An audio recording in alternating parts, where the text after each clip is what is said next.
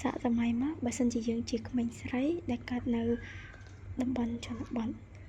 ហើយត្រូវបានគេប្រាប់ថាការសិក្សាឬក៏ការមានក្តីសម័យគឺជារឿងប្រយោជន៍តែយើងនឹងមានអារម្មណ៍បែបណាហើយនេះគឺជាបញ្ហាមួយចំនួនដែលក្មេងស្រីនៅតាមជនបទគាត់បានជួបប្រទះនៅក្នុងកំឡុងពេលការសិក្សារបស់គាត់ដែលធ្វើឲ្យគាត់សម្រេចចិត្តបាក់ការសិក្សាឬក៏បញ្ឈប់ការសិក្សាតែម្ដងហើយចំពោះទិន្នន័យទាំងអស់នេះគឺយើងទទួលបានពីការចោះទៅសម្ភាសផ្ទាល់ដោយបញ្ហាទី1នោះគឺភាពក្រីក្រដែលធ្វើឲ្យឪពុកម្ដាយរបស់គាត់សម្រេចចិត្តឲ្យគាត់បាក់ការសិក្សាឬក៏បញ្ឈប់ការសិក្សាដើម្បីទៅរកការងារមកជួយផ្គត់ផ្គង់ជីវភាពគ្រួសារហើយចំពោះបញ្ហាទី2វិញគឺសាលានៅឆ្ងាយពីទីកន្លែងដែលគាត់រស់នៅដែលធ្វើឲ្យគាត់ពិបាកក្នុងការធ្វើដំណើរទៅរៀនម្ដងហើយចំពោះបញ្ហាចុងក្រោយនោះគឺនៅតាមតំបន់ជនបទមួយចំនួនការសិក្សារបស់មនុស្សស្រីតែងតែមានកំណត់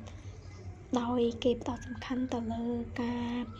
រៀបការមានគ្រួសារជាងការបន្តការសិក្សាឲ្យបានខ្ពង់ខ្ពស់នេះគឺជារូបភាពមួយចំនួនក្នុងកំឡុងពេលដែលយើងចុះទៅសម្ភាសផ្ទាល់ជាមួយនឹងអ្នកដែលជួបបញ្ហាចំណុចនេះគឺជា data មួយចំនួនដែលបានមកពីការស្រាវជ្រាវនៅអ៊ីនធឺណិតបានបញ្ជាក់ថាក្មេងស្រីដែលរស់នៅតាមតំបន់ជនបទដាច់ស្រយាលមួយចំនួនត្រូវបានបាក់ការសិក្សាឬត្រូវបានបញ្ឈប់ការសិក្សានៅពាក់កណ្ដាលទីដោយសារតែមានបញ្ហាជាច្រើនដូចជាកង្វះភាពក្រីក្រកង្វះខាតសម្ភារៈប្រើប្រាស់ផ្សេងៗជាដើមដែលបញ្ហាទាំងនេះនៅតែជាបញ្ហាចោទមួយនៅក្នុងប្រទេសយើងក៏ដូចជានៅក្នុងប្រទេសកំពុងអភិវឌ្ឍមួយចំនួនទៀតដែលឃើញពីបញ្ហាទាំងអស់នេះហើយតើពួកយើងបានប្រផុសនៅ solution ជាច្រើនហើយក៏សម្រេចចិត្តជ្រើសរើសយកនៅ solution មួយគឺការបង្កើតមូលនិធិ Hope for Her Education Charity ដែលមូលនិធិនេះគឺយើងបង្កើតឡើងក្នុងគោលបំណងជួយទៅដល់សិស្សស្រីដែលគាត់កំពុងតែជួបការលំបាកនៅតាមទីជនបទដាច់ស្រយាលមូលនិធិមួយនេះគឺ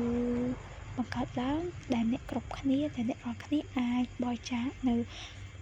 ប្រាក់កាសសម្ភារៈសិក្សាឬក៏ជាសម្ភារៈប្រើប្រាស់ផ្សេងៗដែលជាជំនួយជួយទៅដល់សិស្សស្រី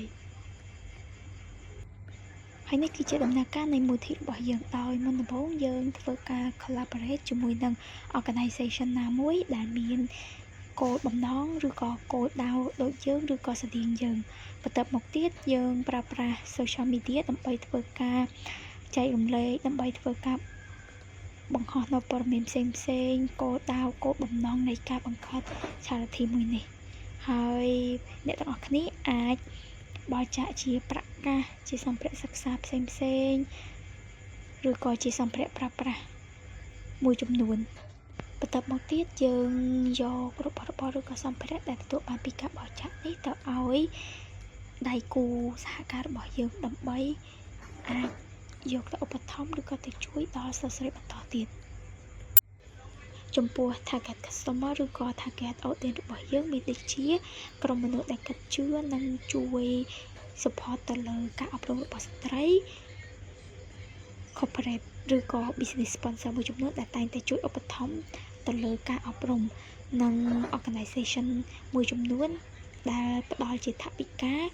ដើម្បីជួយឧបត្ថម្ភគ្រប់គ្រងទៅលើការអប់រំគឺជា organization មួយចំនួនដែលជា partner របស់យើងដូចជាអង្គការកុមារមេគង្គអង្គការ Action Education ឬក៏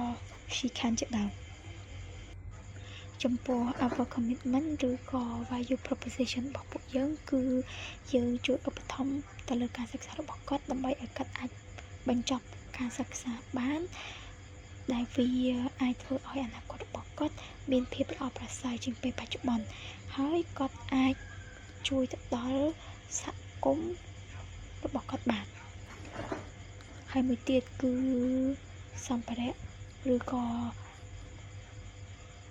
របស់របរផ្សេងៗដែលទទួលបានពីការបរិច្ចាគគឺនឹងត្រូវបានឧបត្ថម្ភទៅដល់ពួកគាត់